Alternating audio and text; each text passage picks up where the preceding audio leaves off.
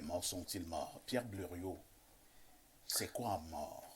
Alors, votre question pose des problèmes parce qu'il paraît qu'une chose est elle-même et pas son contraire. Quelqu'un d'autre aurait pu demander si les morts sont vivants. Ce serait une figure de style qu'on appellerait oxymore. Mais vous faites bien de demander si les morts sont morts. Ça veut dire s'ils sont vraiment sans autre forme de vie. Exact. Ils sont inertes. Alors, je vais présenter rapidement deux théories. Une théorie judéo-chrétienne. C'est vrai que j'aurais souhaité que le pasteur parle avant moi, mais comme je parle avant lui, je crois qu'il va rejoindre ma façon de penser. Ceux qui lisent la Bible de manière superficielle croient que la Bible dit que les morts sont morts.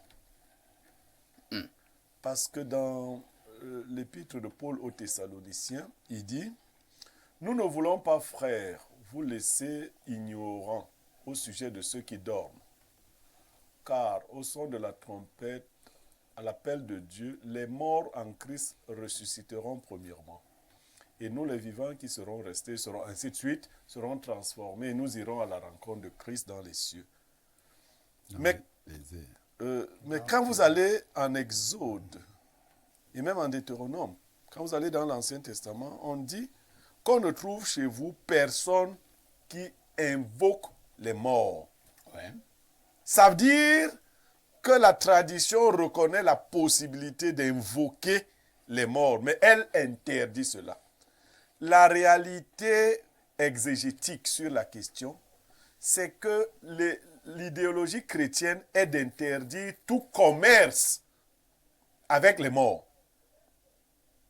Maintenant, à votre question précisément, les morts sont-ils morts? Il y a plusieurs catégories d'individus. Il y a des individus qui sont tridimensionnels, corps, âme, selon l'Afrique, et souffle, simplement. Ceux-là, quand ils meurent, ils meurent. Ils n'ont Je n'ai rien. pas bien suivi, on peut reprendre? Corps, âme, souffle. Corps, âme, souffle. Oui. Oui. Ceux-là, quand ils meurent définitivement. Ouais. Et ils n'ont rien. C'est même, bon, dans le monde spirituel, on dit que c'est des chiens. Bon, on dit, les chiens sont même plus importants que... Quand ils meurent, ils meurent. Et la deuxième Ils ne catégorie? peuvent même effrayer personne. Et la deuxième catégorie, c'est les personnes qui ont développé d'autres dimensions de leur vivant. C'est-à-dire ce dont nous parlions ici l'autre jour, l'Ivu, le Hu ou les Wusu chez les doigts là. Lorsque votre deuxième esprit a été développé en vous, il s'est connecté à vos autres entités, vous pouvez survivre à votre mort physique. C'est-à-dire, vous pouvez continuer d'impacter les lieux que vous avez traversés, les choses que vous avez faites, les personnes que vous avez côtoyées. Si cette partie de vous s'est développée, dans le bien ou dans le mal, hein. C'est pour cela que tous les morts ne peuvent pas devenir des ancêtres. Vous avez des gens qui sont morts au village. Si tu l'appelles, c'est perte de temps. Maintenant, il y a des noms qui ont été suffisamment chargés et dont l'influence peut perdurer sur des générations et des générations. Ça n'existe pas seulement en Afrique, ça existe partout. Et nous-mêmes, je vais conclure, ma première prise de parole, la preuve que les morts ne sont pas tous morts, c'est l'Église catholique. Mais tous les jours... On en reparle. Hein. Voilà, donc... Arrêtez-vous d'abord là, Pierre Blériot. Merci. On passe la parole au révérend Léonce Bayon. De manière générale, hein, il y a deux thèses qui s'affrontent. Blériot l'a dit tout à l'heure, la thèse judéo-chrétienne qui pense que les morts sont morts.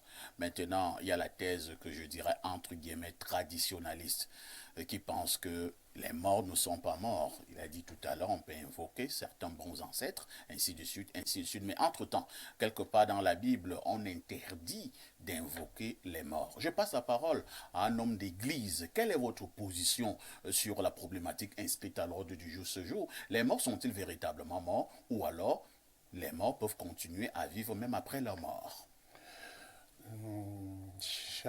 Merci beaucoup pour la question. J'aborde la question sous un angle biblique et c'est ma profonde conviction. Je pense qu'il faut d'abord comprendre ce que c'est la mort Oui. et qu'est-ce que c'est un individu qui est dit vivant. Et d'après les enseignements de la Bible, un être humain, c'est à trois composantes, un corps, une âme et un esprit. Ça veut dire que l'être personnel, qui est l'âme, est entouré d'une partie physique, qui est le corps, et puis d'une partie spirituelle, qui est l'esprit. Le corps nous met en contact avec le monde physique, l'esprit nous met en contact avec le monde spirituel. Qu'est-ce qui se passe donc au moment de la mort? La mort, c'est la division de ces trois entités. C'est-à-dire que la séparation du corps, de l'âme et de l'esprit. L'esprit, n'est-ce pas, Blériot disait tout à l'heure, le souffle, n'est-ce pas? Dieu vous retire le souffle, cette partie spirituelle qui, dans la Genèse, Dieu insuffla un souffle de vie. Et puis, votre corps et votre âme se séparent. Le corps reste physiquement, qui en fait est votre revêtement extérieur, physique. Et puis, votre âme, c'est-à-dire votre personnalité, va dans un lieu que Dieu connaît, qu'on appelle le séjour des morts. Donc, maintenant, ce n'est pas un état d'inconscience, c'est un état parfaitement conscient. Ça veut dire que le jour que vous mourrez, vous allez d'ailleurs voir votre corps là avant de vous en aller. Vous verrez votre corps là comme un vêtement que vous avez enlevé. Et parfois, vous allez vous demander pourquoi les gens sont en train de pleurer autour de vous. La mort est une séparation de votre âme qui va aller dans son lieu et puis vous serez aspiré irrésistiblement dans une dimension et rester là jusqu'à ce que les desseins de l'Éternel s'accomplissent totalement. Savoir ce que la Bible dit, n'est-ce pas, dans Hébreux chapitre 9, verset 27, nous dit que il est réservé aux hommes de mourir une seule fois, après quoi vient le jugement. Ça veut dire que vous êtes dans un état où vous ne pouvez pas interférer avec le monde des vivants, tout comme le monde des vivants ne peut pas interférer avec le monde des morts. C'est là qu'il y a souvent un problème. C'est là qu'il y a un problème. Parce que, en fait, je suis d'accord pas, avec le principe que il y a des gens, comme vous dites, qui ont, au travers d'un certain nombre de techniques, sont capables d'accéder au Sheol. Voilà, au territoire des morts. Il y a ça dans la Bible. Hein. Nous avons vu ça. Saül, le roi, qui allait rencontrer une dame qui devait invoquer Samuel, qui était déjà décédé. Et elle a réussi cet exploit. Donc, on ne nie pas cela. Mais c'est que... Qu'est-ce qui fait donc problème? Si vous ne niez pas cela, d'où sort donc le problème? Le problème est que l'univers a un ordre. C'est-à-dire que les choses sont très très bien organisées. Et il y a un domaine dans lequel les hommes sont censés opérer et un domaine dans lequel ils ne peuvent pas, ils ne doivent pas opérer. Alors, si je vous comprends donc bien, vous de l'Église, vous allez me rectifier hein, si ce n'est pas ce que vous pensez, vous de l'Église, vous savez bien évidemment que les morts ne sont pas morts, mais vous ne voulez pas que les autres le sachent, c'est ça? Non, je ne pense pas qu'on accuse trop l'Église de vouloir cacher des choses. Mais nous ne cachons rien parce que la Bible est notre livre de chevet et tout y est écrit. Et on encourage même à tout le monde de lire la Bible. Ce que je veux dire, tout est écrit, mais c'est que les gens parfois sont animés d'un autre esprit. Ils vont chercher des sciences qui, en fait, le problème, c'est quand vous faites un certain nombre de pratiques, vous vous souillez spirituellement. C'est ça. Quelle pratique? Par exemple, le contact avec les morts. Oui, si j'invoque un mort, un grand-père oui. qui a été dans un ancêtre, pour vous, je me souille spirituellement. Oui, parce que c'est un domaine qui est extrêmement complexe dans lequel vous pouvez plutôt être en train d'opérer avec des esprits appelés les esprits de mort, c'est-à-dire que c'est des démons. Et penser que c'est votre en ancêtre. train d'agir avec votre ancêtre. Et c'est le cas de la majorité des gens, c'est-à-dire qu'ils ont des apparitions la nuit, de personnages qui sont venus. Les vieux sorciers sont venus dans leurs rêves. Pas les sorciers, je dis bien des démons. Il faut faire attention, le sorcier c'est un prêtre de certains esprits et qui a développé un certain nombre de capacités de s'extraire de son corps. Mais je parle des entités spirituelles déchues qu'on appelle des démons. qui, dans une certaine mesure, peut vous apparaître au nom de votre père, votre défunt père que vous aimiez bien, votre défunte mère que vous aimiez bien, et vous faire croire que c'est votre mère qui parle. Très bien. Pourtant, c'est pas elle. Merci, révérend Bayon. J'ai vu le sorcier traitant, traditionnaliste Moukoulimba, 40 ans de pouvoir. Vous écoutez avec beaucoup de douleur. Hein. Il ne cessait de faire des gestes. Je voyais comme s'il étouffait par rapport à ce que vous disiez. Alors, Moukoulimba, vous qui êtes un sorcier traitant, vous êtes ancré dans la tradition africaine, dans les écorces, dans les arbres, dans l'eau, avec tout ce qui va avec. Les morts sont-ils morts? Oui, d'un point de vue religieux, eux, ils vont dire que les morts sont morts, mais ça, c'est absolument absurde parce que si on dit que les morts sont morts, ça veut dire qu'on ne doit plus prier ceux qui, chaque dimanche ou chaque messe, on continue à les invoquer parce que il est quand même possible dans certaines églises, que ce soit des réveils ou catholiques, de continuer à parler des saints. Qui sont donc ces saints? Si on prie pour les saints, Saint Jean, Saint Paul, Saint ceci, Saint cela, ça veut dire que ce sont ceux qui sont déjà morts. Moi, je ne vois pas un problème avec mon ancêtre. Parce que quand on parle d'un ancêtre, on parle de celui qui a existé. On parle de celui qui a vécu. Mon grand-père, par exemple, mon arrière-grand-père, pour que mon grand-père il fut mon arrière-grand-père qui a accouché mon grand-père qui a accouché ma mère qui m'a accouché, et je suis ce que je suis et j'ai continué aussi à accoucher. Alors, si je l'appelle donc, ça veut dire que j'ai l'identité directe avec lui. Je suis d'accord que dans la vie, nous avons deux dimensions et c'est ça qui fait la vie. On a le côté positif et on a le côté négatif. Nulle part, il y a un endroit qui est assis quelque part, on dit c'est juste de mort, où il y aura un jugement après, et ainsi de suite. Ça, ce sont des choses inventées. Et nous savons comment, oui, ce sont des choses inventées. C'est depuis plus de 2025 ans qu'on écoute toujours le même discours. Moi, je dis, il y a, quand le pasteur, ou je ne sais pas si c'est le prêtre ou le pasteur, les pasteurs. Voilà, quand le pasteur dit que les gens qui viennent dans les rêves, ce sont soit les démons, soit telle chose, mais attendez, ça veut dire que tout le monde qui apparaissait à l'époque de la Bible, c'était des démons. Parce qu'il y a quand même des gens qui apparaissaient pour annoncer des nouvelles, pour dire des choses. Dans les rêves, ils venaient dire un certain nombre de choses. Jean, l'Apocalypse est écrit quand même par un rêve, où on dit telle chose, dit telle chose. Mais tout ça, toutes ces choses-là, ça veut dire que ce sont des démons qui venaient écrire. Moi, je pense que le démon n'existe pas. C'est nous-mêmes qui sommes nos propres démons. Nous avons créé nos propres démons. Moi, je pense que l'Afrique doit reconnaître que les ancêtres, les esprits, le mort n'est pas mort. Mon père, quand j'ai un problème, Monsieur Parfait, ici, quand j'ai un problème, je passe sur la tombe de mon père. Je lui parle. Papa, yo, likme Anna. Est-ce que tu ne vois pas que je suis en train de souffrir par rapport à telle situation? J'ai dit, monsieur Parfait, ici, dans 2 ou 3 jours, je vois la réaction. À l'ouest du Cameroun, ils font des crânes. Vous allez dire qu'une tradition qui existe depuis des millions d'années, vous allez dire que celui qui part à l'ouest pour aller faire ses crânes, c'est qu'il est dans la perdition. Non. Moi, je pense que les morts ne sont pas morts. Et ils continuent à vivre au moment où on les appelle de venir intervenir dans nos problèmes. D'ailleurs, l'homme est constitué de 7 corps. Nous avons le corps éthérique, le corps causal, le corps mental. Tous ces corps, et c'est le corps physique simplement qu'on enterre. Tous ces autres corps continuent les expériences. Vient même parfois la réincarnation. Quand tu n'as pas fini ta mission sur cette terre, tu dois revenir.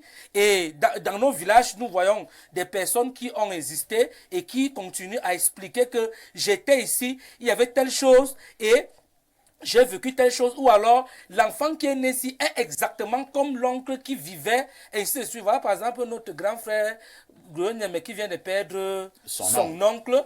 Ce oncle qui est parti, tenez-vous tranquille. Il a dit un mot ici en off que son oncle, il s'entendait très bien avec lui. Complicité. Les bonnes complicités. Maintenant, je suis sûr que parce qu'il l'aimait et qu'il regrette cela, et qu'il a un bon souvenir pour ce oncle va revenir peut-être à travers un rapport sexuel qu'il va aller faire avec sa femme, et l'oncle va revenir dans la même famille parce que le monsieur lui a bien aimé.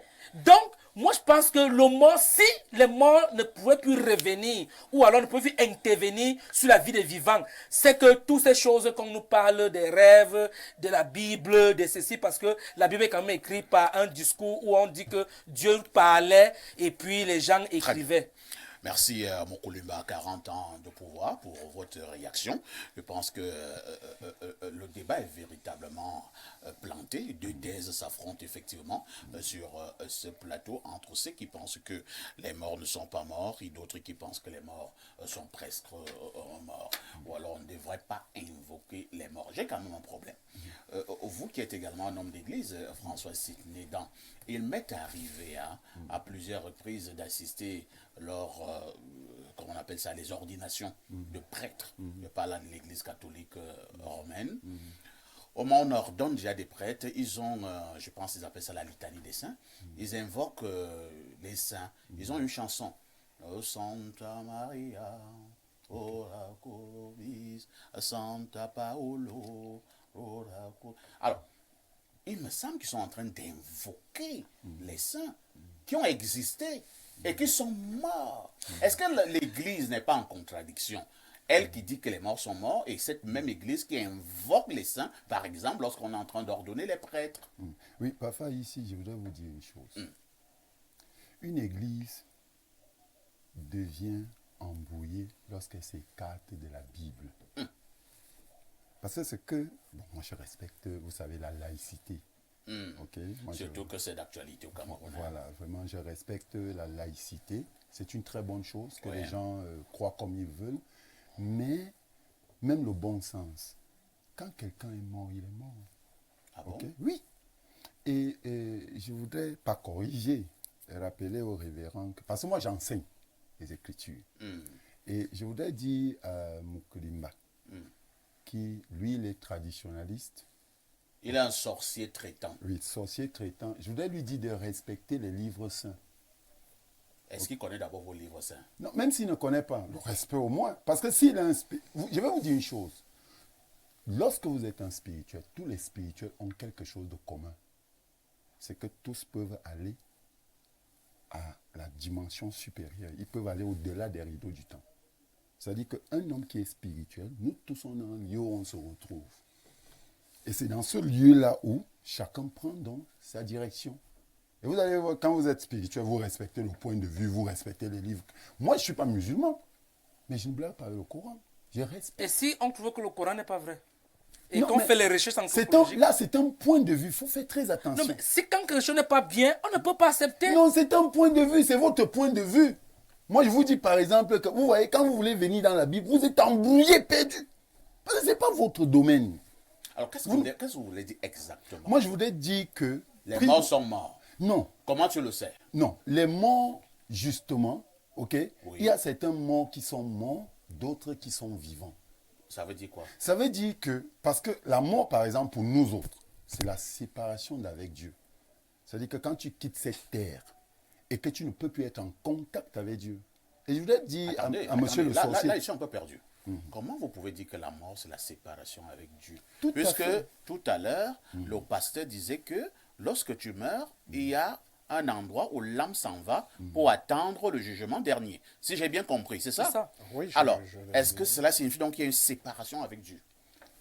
Justement, C'est aujourd'hui... Dieu qui a créé tous ces êtres. Est-ce qu'il peut y avoir séparation? Parce que Bien vous êtes sûr. mort, vous vous séparez de Dieu. Parfois ici, je vais d'abord vous dire une chose. Oui. Si quelqu'un tente de croire qu'après la mort, il n'y a plus rien, alors vivez comme vous voulez. Tuez les gens. Finalement, qu'est-ce que tu dis? Ce que je dis, c'est que après la mort, justement, il y a la vie et il y a la mort au-delà de la vie. La mort au-delà de la vie, c'est quoi? C'est lorsqu'après la séparation, lorsque votre âme sort de votre corps. Parce que c'est ça la mort en fait. Lorsque votre âme sort de votre corps, vous n'allez pas vers Dieu. C'est ça qu'on appelle effectivement la mort. Parce que dans tous les cas, ce corps est poussière et il retournera à la poussière. Maintenant, je voudrais faire une correction pour dire que pour nous qui lisons la Bible, ok, il y a eu 3 exodes. Le premier exode, c'est l'Ancien Testament. Le second, c'est le Nouveau. Vous allez voir que dans l'Ancien Testament, il était possible d'évoquer les morts. Mais avec l'avènement de Christ Jésus, cela n'était plus possible. Ok? Et aujourd'hui, nous sommes au temps de l'Apocalypse. Ça, c'est des enseignements, parce que moi, je suis un adorateur de William Branham. Ça, c'est les enseignements de William Branham. Aujourd'hui, nous sommes au temps d'Apocalypse. William Branham qui était un être humain. Non, mais écoutez, là, c'est un autre problème. Peut-être que je reviendrai. William Branham n'était pas Jésus. Non, William Branham même était au-dessus de Jésus. Ah bon? Tout à fait. Incroyable. Oui, allez vérifier. Jésus lui-même était un être humain. William Branham était quoi dans la Bible? Non, mais est-ce qu'on a besoin d'être dans la Bible pour exister? William Branham était au-dessus de Jésus. Bien sûr. Ce que je Vous êtes dis... d'accord, apôtre? Non, je pense que c'est des balivernes sur lesquelles il faut directement couper. Oui. Je pense que devient c'est très sa grave. foi langage. Hein. Sa foi langage. Et je pense qu'il a clairement émis le fait qu'il est biblique, mais seulement on retrouve que William Branham est absent de la Bible.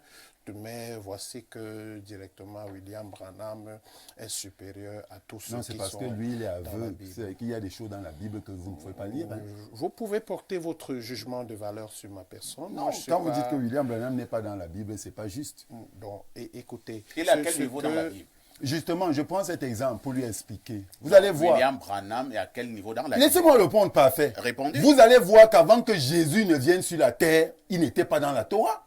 Il n'y avait que des prophéties qui démontraient que non, il arrive. Vous comprenez un peu? Non, vous n'avez Et pas je crois répondu à que ce la n'est pas question. William Branham est à quel niveau à la Bible? dans l'Apocalypse. Vous allez dans l'Apocalypse. L'Apocalypse, c'est le Et dernier même livre. Jésus parle de William Branham. Ok?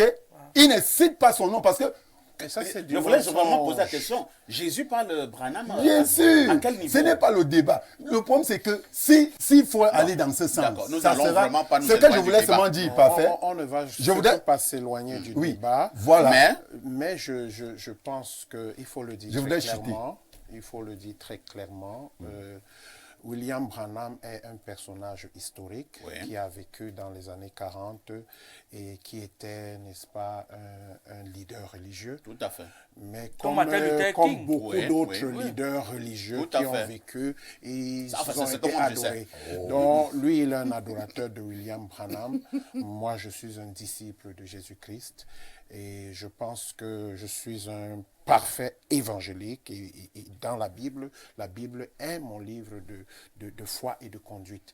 Donc, s'il n'y a pas quelque chose dans la Bible, j'y crois pas. Et mon expérience spirituelle Très bien. fait en sorte que je remets en cause toutes C'est ces compris, choses hein. que j'appelle des mensonges.